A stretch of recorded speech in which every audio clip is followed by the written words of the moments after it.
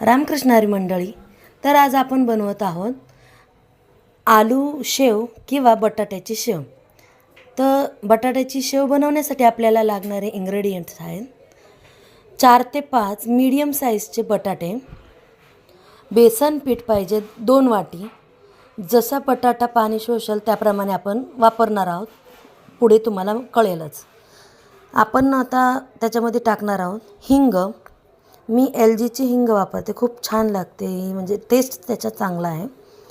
मीठ चवीपुरतं, धना पावडर, चाट मसाला किंवा आमचूर पावडर, लाल मिरची पावडर 2 चमचे तुमच्या प्रमाणानुसार, तिखट तुम्ही किती खाता त्याच्याप्रमाणे, आणि हळद. तर आता आपण बटाटा खिसत आहोत. आपल्याला शेव बनवताना असा मऊसूद बटाटा आपल्याला पाहिजे आहेत, गुठळे यायला नाही पाहिजेत आपल्या शेव बनवताना. तर आपण त्याला 4-5 बटाट्याचा पटकन आपण खिसून घेऊयात.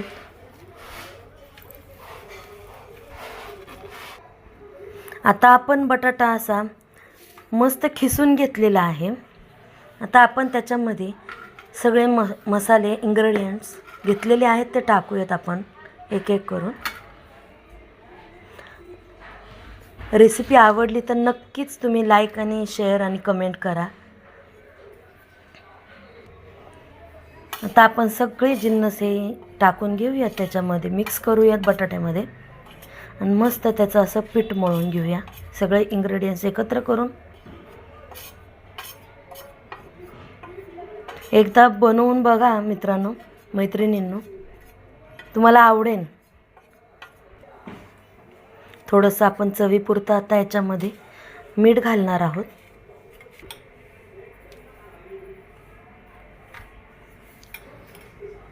आता आपण हे मळणार आहोत, थोडंसं मॅश करणार आहोत, त्याला एकत्र करून घेऊया. आता आपण याच्यामध्ये घालत आहोत जसं प्रमाण असेल, बटाटा जेवढं आपलं बेसन पीठ ते एकत्र घेत असेल तसं मळायचं आपण. त्याच्यामध्ये ऑलरेडी मॉइश्चर असतं बटाट्यामध्ये, आणि बटाटा उकडताना आपण जसा डाळ भाताचा कुकर लावतो त्याप्रमाणे उकडायचा आहे. त्याच्यामुळे काय होते की आपल्या बटाट्यात जास्त पाणी राहत नाही, आणि आपल्याला बेसन पिठाचं ह्याचं प्रमाण जरा चांगले समजते. आपण आता मस्त असं मळून घेत आहोत. असं घट्ट असं पीठ मळून घ्यायचं आहे. जास्त सैल पण ठेवायचं नाही आहे आणि जास्त घट्ट पण घ्यायचं नाही आहे. आता आपल्याला साधारणपणे याला 2 वाट्या एवढं बेसन पीठ लागलेलं आहे, आणि एक शेवटला आपण थोडंसं तेल टाकणार आहोत. आत्ता आपण असंच मळून घेणार. मस्त असं बटाट्याने जेवढं आपल्याला पीठ घेईल ते शोषलं जाईल, पाणी त्याचं मॉइश्चर निघेल तेवढं आपण या वाटीने आपण 2 वाट्या, आणि थोडंसं अजून मला लागलेलं आहे अर्धी वाटी एवढं पीठ मला घ्यायला लागलेलं आहे बेसन पीठ.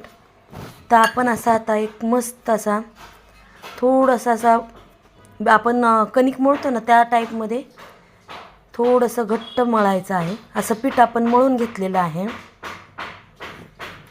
आता आपण याची मस्त अशी शेव पाडून घेऊया.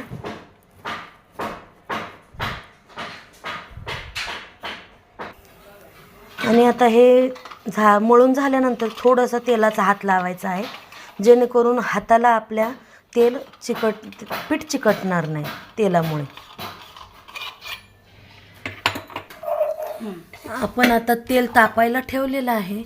मस्त मोठ्या गॅसवर असं तेल तापून द्यायचं आहे. थोडंसं अशा हीट बघायची आहे. मस्त तापलेलं आहे तेल. आता आपण साचा घेणार आहोत. असे त्याच्या ताटलीला अशी बारीक ताटली घेणार आहोत. त्याच्या ताटलीला आपण घेऊया तेल लावून थोडंसं, आणि जी अशी रफ बाजू असते ना ती खाली घालायची आहे, आणि स्मूथ असते ती बाजू वरती ठेवायची आहे.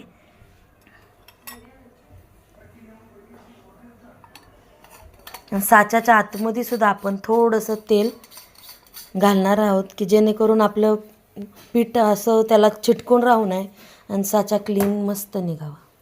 चला तर आपण एक मस्त गोळा घेऊया बनवून.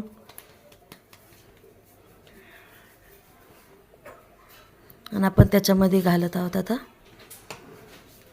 थोडंसं असं त्याला मऊ गोल करायचं आहे. आपण त्याच्यामध्ये घालून घेऊया आता साच्यामध्ये. आता आपण मस्त असं थोडंसं त्यालाच हात लावूया, म्हणजे काय होईल असं खाली जायला आणि चिटकणार नाही ते आपल्याला. आता आपण त्याला मस्त शेव पाडूयात आपण.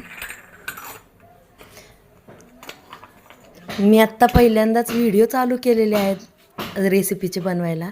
जर कोणाला आवडत असतील, तुम्हाला कोणत्या रेसिपीज आवडत असतील बघण्यासाठी, तर प्लीज मला कमेंट करून सांगा.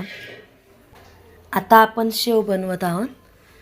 आता आपण थोडासा बारीक गॅस करायचा आहे.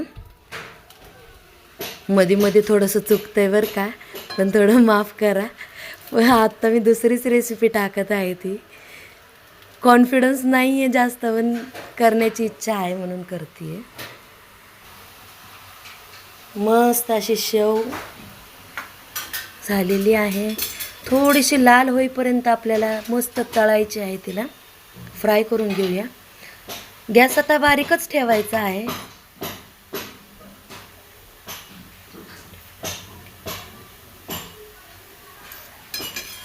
आता आपण थोडीशी वाढवूयात फ्लेमला, म्हणजे गार झालेलं असतं ना तेल, तर थोडंसं गरम होतं. बटाट्यामध्ये मॉइश्चर असल्यामुळं शेव तळायच्या टायमाला थोडासा बारीक, थोडासा मीडियममध्ये ठेवायचा.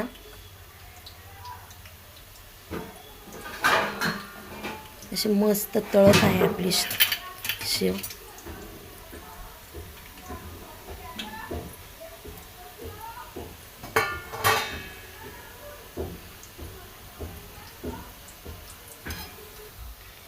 शेव तळायच्या टायमाला असे बबल्स येतात, असे थोडेसे असे कमी व्हायला लागले तर समजून जायचं की आता शेव तळून झालेली आहे. अशी मस्त लाल खरपूस असा त्याला रंग येतो, थोडंसं लाल येतो रंग. मस्त असं बाहेरची शेव असते त्या टाईपमध्येच झालेली आहे आपली शेव. आता आपण शेव झालेली आहे. आता आपली शेव आता आपण अजून एक टाकून घेऊया.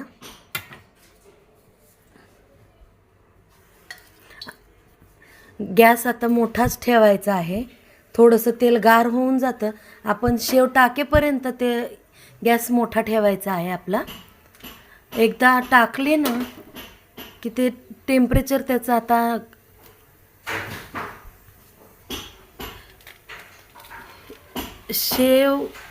शेवमध्ये पाणी असल्यामुळे त्याचं टेम्परेचर थोडंसं असं लो होऊन जाते.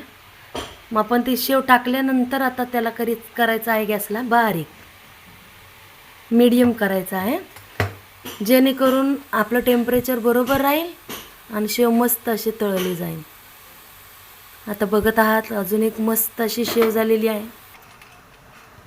आपण बघत आहात अशी मस्त अशी शेव तयार झालेली आहे. आपण एकदा असं त्याचा कुरकुरीत असा आवाज येत आहे. मस्त अशी तयार झालेली शेव आता आपण टेस्ट करून बघूया कशी लागते.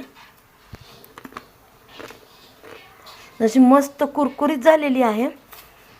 मुलांना असे पोहे वगैरे बनवले किंवा भेळ बनवली मस्त लागते. असे फरसाणमध्ये टाकायला खूपच छान लागत आहे शेव. तर एकदा नक्की बनवून बघा. व्हिडिओ आवडला की लाईक, शेअर आणि सबस्क्राईब नक्की करा आणि कमेंट करून सांगा मला